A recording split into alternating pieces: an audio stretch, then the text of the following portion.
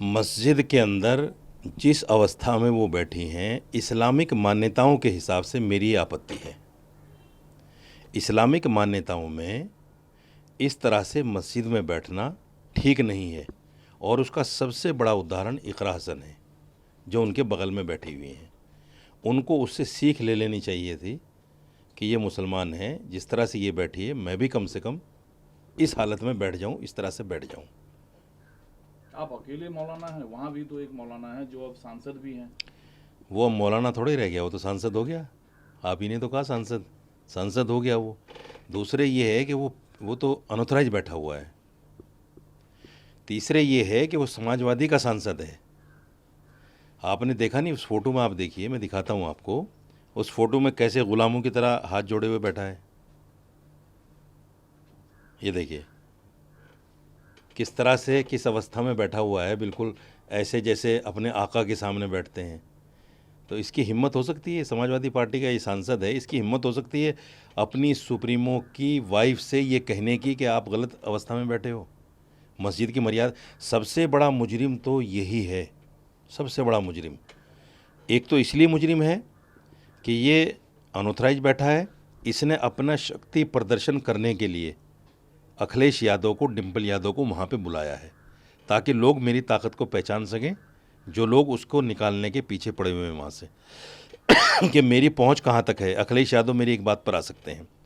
दूसरी बात ये, मैं तो उसको मौलाना इसलिए नहीं मानता कि अगर वो मौलाना होता तो इस्लामिक मान्यताओं को सामने रखते हुए वो तुरंत टोकता, और वो ये कहता कि अखिलेश यादव जी, मस्जिद दुनिया की बातें करने के लिए नहीं है। चलो अगर बातें करनी है तो हम अपने रूम में बैठते हैं। उसका मकान भी 5 स्टार से कम नहीं है, जो मकान उसने बनाया है।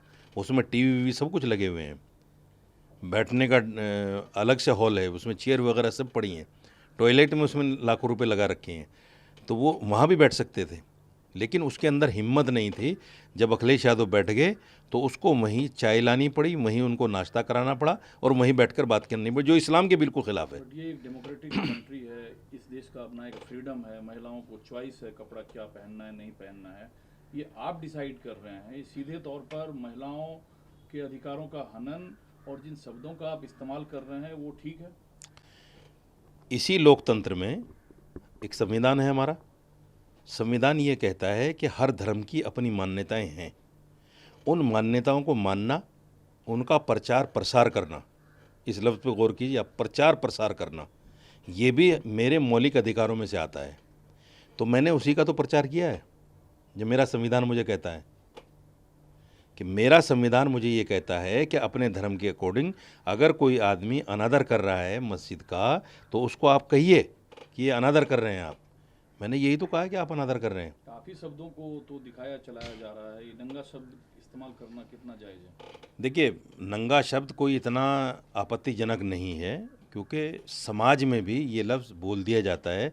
अब जो लड़कियां शॉर्ट पहन के चलती हैं, हर कोई उनको देख के बोल देता है नंगी जा रही हैं, हालांकि वो बिल्कुल नंगी नहीं होती, लेकिन बोल दिया जाता है कि नंगी जा रही हैं। तो इसका मतलब वो नंगी थोड़ी होती हैं।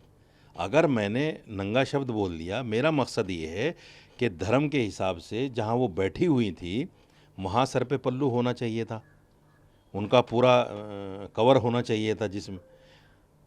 इससे भी बड़ा सवाल मैं आपको बता रहा हूँ कि जिस आदमी ने वो फ़ोटो खींचा है वो समाजवादी पार्टी का ही तो नेता होगा कोई।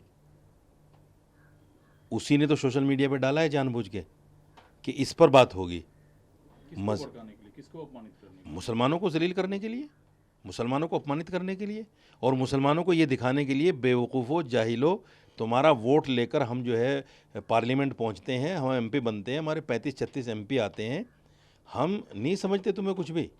देखो तुम्हारा एमपी भी हाथ जोड़े बैठा है, और हम तुम्हारी मस्जिद में बैठकर सियासी मीटिंग कर रहे हैं, जो करना हो कर लो। ये जानबूझकर तो मुसलमानों को जलील करने के लिए ऐसा किया गया है। पूरा समाज गुस्से में है। कुछ लोग कह देते हैं, कुछ लोग कह नहीं सकते, घूट पी जाते हैं। अब देखिए, मैंने बोला तो मेरे खिलाफ एफआईआर हो गई। जो हिंदू धर्मगुरु खड़े होकर मुसलमानों को विधर्मी, मलेच, इनसे कारोबार ना करो, इनको दुकान किराए पर न दो, इनको मकान किराए पर न दो, जो इस तरह के वर्ड, इस तरह के शब्द बोलते हैं, उन पर एफआईआर नहीं होती, क्योंकि वो उनके मतलब के वर्ड हैं। तो किसने करा दिया एफआईआर? सपा के नेता ने कराया है। अब उनसे आप पूछिए कि परसों से जो लोग मुझे माँ बहन की गालियाँ दे रहे हैं, मेरी बच्ची तक का बलात्कार करने की बात कर रहे हैं, मुझे जान से मारने की लोकेशन मुझसे मांग रहे हैं कि लोकेशन दे दो, तुझे वहीं आके मारेंगे, तो क्या ये अमर्यादित, ये मर्यादित है? कि अखिलेश यादव थोड़ी करवा रहा है। अखिलेश यादव करवा रहे हैं। अगर समाजवादी पार्टी का कोई कार्यकर्ता फ़ोन कर रहा है तो वो अखिलेश यादव ही कर रहा है। क्या फ़ोन कॉल्स आ रहे हैं? यही आ रहे हैं, माँ बहन की गालियाँ, बच्ची के साथ गलत काम काम करने की धमकी, मुझसे लोकेशन मांग रहे हैं कि तुम्हें मार देंगे जान से। तो पूरे देश के मौलानाओं की ठेकेदारी सिर्फ आपके पास है? नहीं, इस्लाम की ठेकेदारी मेरे पास है। पूरे देश के मौलानाओं को तो नहीं मैं जानता कि उनके अंदर मर्यादा बची है कि नहीं बची है। जैसे मुहिबुल्लाह नदवी के अंदर मर्यादा नहीं है, वो सांसद क्या बन गया, ग़ुलाम बन गया पार्टी का, उस इस्लाम की मान्यताओं को भूल गया, तो मैं तो भाई मान्यताओं को याद दिलाऊंगा उनको। नहीं, ये बात ठीक है कि मस्जिद जो है मुसलमानों के लिए सांस है, जीवन है, इस्लामिक उच्च परंपरा का हिस्सा है। यस, लेकिन इतना भी कुछ आपत्तिजनक नहीं हुआ था जितने आप भड़के हुए हैं। अब एनडीए के सांसद प्रोटेस्ट किए पार्लियामेंट परिसर के अंदर, तो आपने भारतीय महिला का अपमान किया। इतना भी मेरा आपत्तिजनक नहीं था कि लोग भड़के हुए हैं पूरे देश में और एफआईआर तक हो रही हैं, इतना भी आपत्तिजनक नहीं है। मुझसे ज़्यादा तो आपत्तिजनक वो था जब हाईवे पर एक नेता ने औरत के साथ दुष्कर्म किया। कितनी महिलाओं ने प्रोटेस्ट किया पार्लियामेंट में? एक महिला ने अगर किया हो तो बता दो। यानी महिला के साथ सरेआम रेप हो जाना उनके नज़दीक बड़ी घटना नहीं है, एक महिला को आईना दिखा देना उनके नज़दीक बड़ी घटना है। तो ये बात इस बात को दर्शाती है कि राजनीति हो रही है, मेरा नाम लेके हो रही है, मुझे फंसाने के लिए हो रही है। मैं चूँकि मुसलमान हूँ, मुसलमानों को नीचा दिखाने के लिए हो रही है और ये बताने के लिए हो रही है कि मुसलमानों की कोई हैसियत इस देश में नहीं है। तो मुसलमान आप हैं तो बात भी तो आप मस्जिद की कर रहे हैं, कोई मंदिर की तो कर नहीं रहे हैं। यकीनन करूँगा, चूँकि मैं इस्लामिक धर्मगुरु हूँ, इस्लामिक स्कॉलर हूँ, तो मैं बात मस्जिद की तो करूँगा। फिर मुसलमान क्यों डराएगा आपको? मुसलमान नहीं डरा रहा है मुझे, वो लोग डरा रहे हैं जो गालियाँ दे रहे हैं, वो लोग डरा रहे हैं जो पार्लियामेंट में मेरे खिलाफ प्रदर्शन कर रहे हैं। आप जब कह रहे हैं कि इस पे राजनीति हो रहा है, आपने एक सामान्य महिला के तौर पर डिंपल यादव को लेकर बात कही, या उसमें आपने हिंदू मुस्लिम दृष्टिकोण ढूंढा, या अब उसमें हिंदू मुस्लिम दृष्टिकोण ढूंढा जा रहा है? मैंने हिंदू मुस्लिम कहा ही नहीं, मैंने ये कहा कि अगर एक मुस्लिम महिला भी आई वहाँ, उसने अपने आप को जो इस्लामिक मान्यताएं थी हैं उनके हिसाब से रखा। आप देख लीजिए फ़ोटो, मैं आपको दिखा देता हूँ, देखिए आप। देखा हुआ है हमने। तो वो फ़ोटो इस बात को दर्शाता है कि इस्लामिक मान्यताएं यही हैं। तो अब ढूंढा जा रहा है इसमें एंगल। देखिए, ये इस फ़ोटो को आप देखिए, ये इकरा हसन है, थोड़ा जूम कीजिए आप भाई, जूम कीजिए इसको। ये इकरा हसन है जिसका कान नाक कुछ भी नहीं दिख रहा है, और ये इधर डिंपल यादव हैं। सवाल ये है कि ये फ़ोटो जिसने खींच के भेजा है, आपत्तिजनक फ़ोटो, उस पर एफआईआर करेंगे क्या अखिलेश यादव? कान नाक तो पुरुष के भी दिख रहे हैं, नहीं, महिला का क्यों नहीं दिखे? मैं ये नहीं कह रहा हूँ कि कान नाक ढकना चाहिए, मैं ये कह रहा हूँ कि वो पर्दे के साथ बैठी हैं पूरे, जो इस्लामिक मान्यता है, और ये हमारे यहाँ बेपर्दगी कहलाती है, जो इस्लामिक मान्यताओं के ख़िलाफ़ है। जिस आदमी ने ये फ़ोटो खींचकर सोशल मीडिया पे डाला है, क्या अखिलेश यादव, ये समाजवादी पार्टी के नेता, उस पर केस करेंगे कि भाई तूने सोशल मीडिया पे कैसे डाल दिया इस हालत का फ़ोटो? तो अंदर क्या तस्वीर लेना अलाउ नहीं होता है? तस्वीर लेना वैसे भी अलाउ नहीं है मस्जिद में, अच्छा, ये तो बड़ा भारी जुर्म है। तो अब आप क्या करेंगे? आपके पास क्या विकल्प है? धमकियां जो मेरे पास विकल्प ये है, मैं भी पुलिस के पास जाऊंगा, मैं भी वो फ़ोन नंबर्स दूंगा पुलिस को जिन फ़ोन नंबरों से मुझे धमकियां मिल रही हैं। तो किसके खिलाफ एफआईआर करेंगे आप? अखिलेश यादव के खिलाफ करूंगा, डिंपल यादव के खिलाफ करूंगा, चूँकि कार्यकर्ता तो उन्हीं के हैं ना।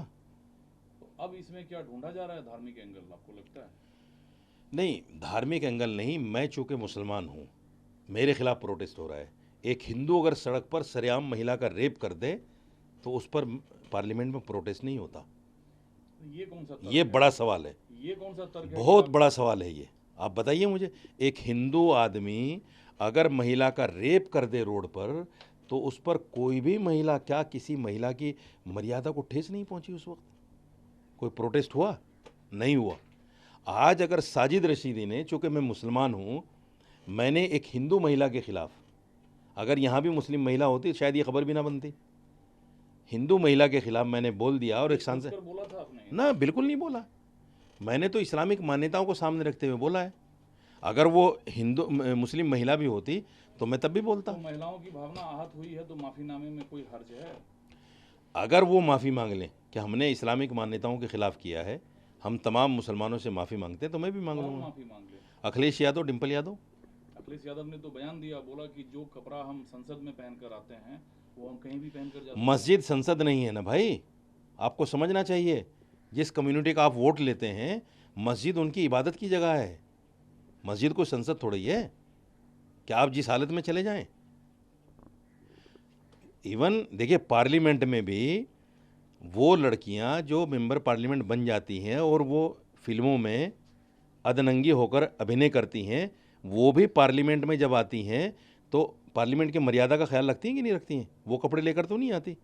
तो आप पार्लियामेंट से मस्जिद जा रही हैं, आपको कुछ और थोड़ी करना। हम ये थोड़ी कह रहे हैं साड़ी में क्यों आ गई।